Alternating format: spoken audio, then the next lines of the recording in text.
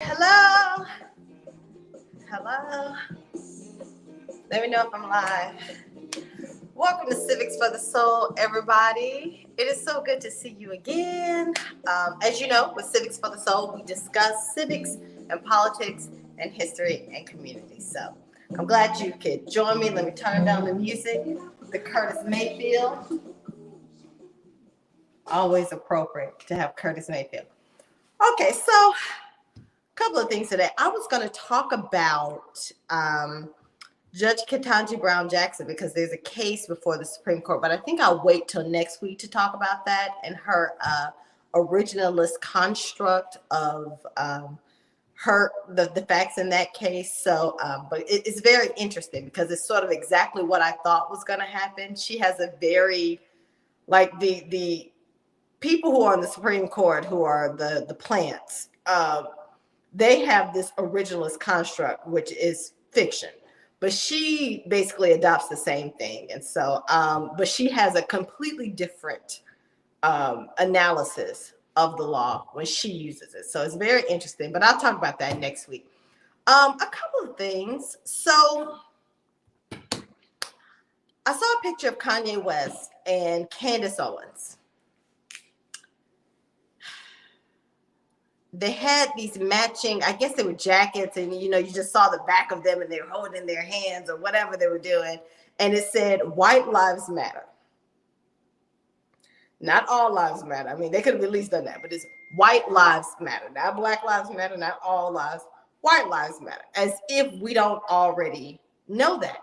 And so these two, and I was joking with some friends about, I was like, they look like, Ren and Tin. Y'all remember Ren and Tin from the movie? From Brown Sugar. I'm like, it's the hip hop Spotted Dalmatians. They a whole fool. Anyway, I was just looking at the picture and I didn't know how to feel about it. I wasn't exactly angry because it's Candace Owens and Kanye West. Can you really take them seriously? And I was just thinking to myself, the things we do for a dollar, the things we do for white approval, white affirmation. I mean, the things that we do for that. You're going to put, no one is debating whether white lives matter. No one. Not for real. Not for real. Mm-mm. So I thought about that. I thought about Kanye's mama. And I know a lot of people think, had she not passed away, he wouldn't be in this state. And that might be true. I mean, that might be true. But she's not the reason why he's a white supremacist. And his mental illness is not the reason why he's a white supremacist. I mean, it's just not. This is a woman who had a profound impact on Black students at Chicago State University. She was a professor of African American studies. She traveled the world with Kanye. So I don't know. I don't know what he's thinking, other than thinking about himself. And we always know that he's always been off. But just you being off and you being a white supremacist, two totally different things. So, I mean, I don't want us to conflate the two. But the image of the two of them and their White Lives Matter, it's circulating, right? And so the Black community, they get mad about it. The white community, they may or may not have a comment about it. I don't know. But I think it does exactly what it's designed to do. I mean, the image itself is powerful enough. We don't have to have a real feeling about it. We don't have to get mad if we don't want to. The image is doing the work that it's supposed to do. It speaks for itself. This is, white folks lying in the sand. This is their riding around with the Confederate battle emblem, the battle flag. This is what that is. Only this time, the actors are not white. They're Black. And I've said this before, white supremacy, it doesn't need a white actor. A Black actor doing its work is just fine. As a matter of fact, it's even better. It's even better. It's more effective that way.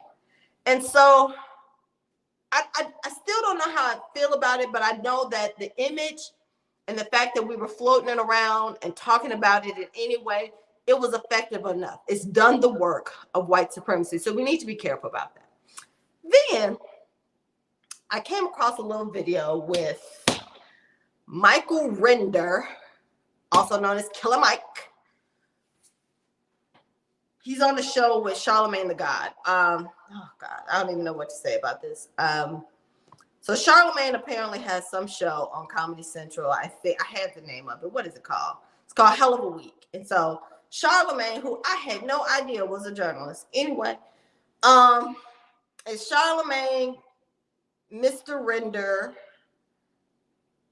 I'm calling by the name he went by at Morehouse, at Douglas High School. Anyway, and there's like two other people. I don't even know who they were. So naturally, I didn't see the whole clip. I don't really need to. I don't. I know people say, yeah, see the whole clip. No, I don't really need to see the whole clip. The relevant part of the clip is this. So Charlemagne basically asked him about the gubernatorial race between Stacey Abrams and Brian Kemp. And okay, let me get my glasses together. Killer Mark says, and I quote, Brian Kemp is running an effective campaign. I mean, effective if you are all about voter suppression and white supremacy. I mean, yes, that is effective. I mean, I don't know what that means. He's running an effective campaign. I would advise, this is how he said it, I would advise if I was in her camp, you're not in her camp. That's why you're not advising anything. But anyway, I would advise, if I was in her camp, I would advise her to go everywhere he went. Yes, Michael Render. Yes, because Brian Kemp has his pulse on the Black community. Yes, she should follow him around because he know where all the Blacks are, right? Really? How stupid do you sound? And I try not to use the word stupid, but how stupid do you sound? Stacey Abrams following Brian Kemp. Stop it. Stop it. Cat Williams like, stop it. He goes on to say, because Brian Kemp had an effective week with Black people. Have to keep taking my glasses off.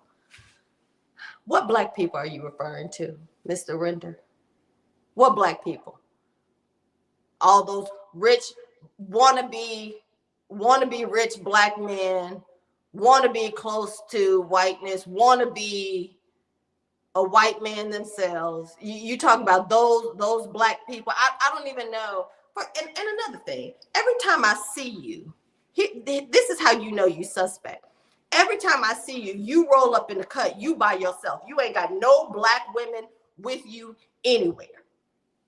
That's how I know you suspect. Anybody who's anybody knows that if you're talking about boots on the ground, if you want to know what's hot in the streets, what's going on, you need to talk to Black women. Black women are always at the forefront of every movement, every conversation. We have sons, we have daughters, we have brothers, we have fathers. We're always there, and then we're bringing the whole community with us. How is it that every time you roll up into the club, every time you show up, you ain't got no Black women with you? You're suspect. Even Obama had a whole bunch of Black women rolling in with him. Stop it. Okay. He said Brian Kemp had an effective week with Black people. And I would love to see her do that. No, you would in fact not love to see her do that because you're a hater. Because if it ain't about you, then it can't be about anybody else. And it's a shame. And not all Black men are like this. I know some wonderful Black men who are in solidarity with their community, who are supportive of Black women. I know a lot of Black men like that, but you ain't one of them. And you ain't here to see her win at all. Anyway, then he goes on to say, I would love to see her do that. But if she doesn't do that, it ain't our fault. Who is our? Who is our? Who do you represent? Who's your constituency? Bruh, you ain't with us. You ain't with us at all. I remember that time you rolled up into the governor's office and you were with Brian Kemp and y'all up here shaking. And I'm thinking, who sent you? Who's your crew? Who's your constituency? Who do you represent? At least with the folks who go up in there, they're like, well, you know, I represent National Action Network. I represent NAACP. I represent, you know, Brothers from the Barbershop. You know, it's something. Who sent you? Ain't nobody sent you. And by the way, and I know this to be true, I'm not telling you what I done heard. I'm telling you what I know. You can't negotiate with bad faith actors. A man gonna sit up there and you the Secretary of State and you gonna preside over your own election. Get out of here. Stop it. Say what you want to say. Look, Stacey Abrams, and we'll see what happens with this election and how it plays out. But you can say what you want to say, but here's what she does not need help with. She does not need help with Black people. This woman was registering Black voters before it was in style. It's the reason why we had millions of Black voters in Georgia on the rolls. She doesn't need help with the Black community in that way. She might need help with rich, Black male rappers who are completely, entirely disconnected from their community, and motivated by their own individual glory, and that they're willing to sacrifice their community and sacrifice everybody else and undermine those who are trying to serve that community for their own particular gains. I mean, she might have a problem with those type of Black people, but the masses of Black people, she does not have that concern. Now, we are going to have to deal with some of this Black male privilege and patriarchy in our community, and we can deal with that, and that's fine. But you don't tell her she needs to be walking around in behind Brian Kemp, because I'd have met the man. He's not that impressive. That's it. Roland Martin, other Black men have chimed in on this whole thing with Charlemagne and Killer Mike. And if you know what, y'all make sure y'all go check out that interview of Roland Martin on the Breakfast Club, where he had to gather Charlemagne all the way up. Because these people run around here thinking that they are true journalists. They think they're actually doing a service on behalf of the community, and they're not. I don't even know how he even got in this position. Well, I do know, because that's how it works. But, you got an agent who's willing to, spread misinformation and lies. If you got somebody who doesn't know how to counter with facts, then that's the person that white supremacy is going to prop up. That's why you don't see Roland Martin everywhere, but he's there. But I recommend y'all go check that out. Had to gather them all the way up. It reminds me of that video. What was that video? It was Ted Koppel and what's the guy from Fox? It's slipping my mind. The main guy. Who's the guy from, not Tucker, the other one. Hannity. And Hannity's like, you don't like what I'm doing very much. And Ted Koppel was like, no, I don't. He's like, you think I'm dangerous and bad for the community? He's like, yes, I do. He's like, and let me tell you why. See, that's journalists. That's journalism speaking about it. What these other people do, Hannity, Tucker, Charlemagne, what they're doing, that's not trying to serve the community. That's not journalism. That's not the truth. But yeah, go check that out. All that, brings me to this whole point about the ops. I started thinking about all the ops we've seen over the years, the political operatives who do the work of white supremacy. Of course, you can't talk about that unless you're going to talk about COINTELPRO. Y'all go look that up. From 56 to 71. And of course, it was happening way before that. This is just the official program, COINTELPRO. But I mean, obviously, they've been infiltrating communities and movements and undermining those movements since the very beginning, and they still continue to do so, right on up to Black Lives Matter. But COINTELPRO, FBI conducted a series of, illegal acts and projects, and what they were trying to do is either surveil, or they were trying to undermine or disrupt or discredit, political organizations. And so we always think about the Black Panthers and what they did with them.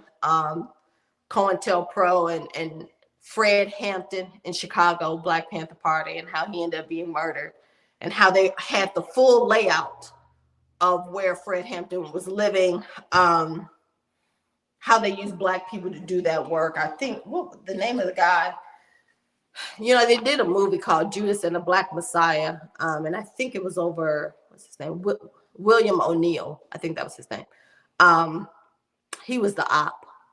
I'm sure there was more people.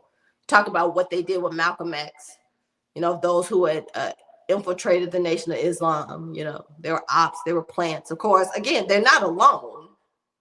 They're backed by a larger unit, state, local government, federal government, whatever. But I think about that. I think about the Trump folks here in Georgia, Kemp folks, they got a lot of ops, these sort of Black conservatives.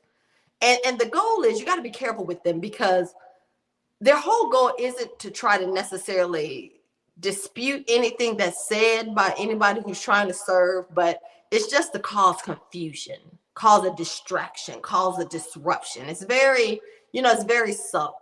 So you got to always beware of the ops when you've got these people. I don't know what their motivation is. I think they're just completely disconnected. They could probably care less, but they are allowing themselves to be used by larger outfits and entities to come in and disrupt political organizations and those who are trying to serve the people. Um, that's what I think about Kanye.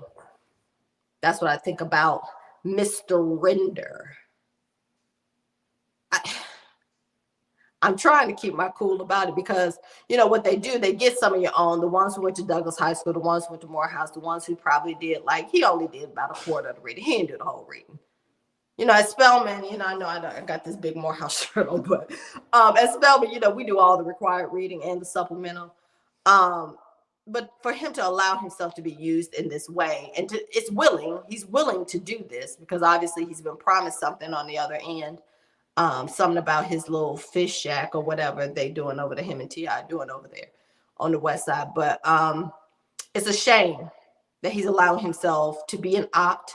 There's absolutely no reason. There's absolutely no reason for anyone to try to negotiate with bad faith actors like Brian Kemp and Brad Raffensperger and everybody else in that party here in the state of Georgia. There's no reason for it. These people do not like you. They are Confederates. They have chosen their side. And so if you are trying to work with them and you are bigging them up in any way, then you are not on our side. That's how I feel about it. You are the enemy because you can't be on the side of Confederates. I'm going to tell you that now. I woke up and I realized I was working with a whole bunch of Confederates. I said, my ancestors did not die for this. So if you're on their side or you propping them up in any way, shape, or form, the biggest vote suppressors in all of the land, if you are supporting them in any way, shape, or form, then you are not one of us. Make that very clear. Beware the ops. They mean you harm. They're not here for us. So that's all I got to say today. That sort of ticked me all the way off, but I do appreciate Roland Martin. If y'all like what you saw today, just like it, send it to somebody. Until next time, we'll have a good conversation next week. Maybe I'll be lighter in spirit, but peace and love to each and every one of you. Thank y'all for joining me. Y'all have a good day.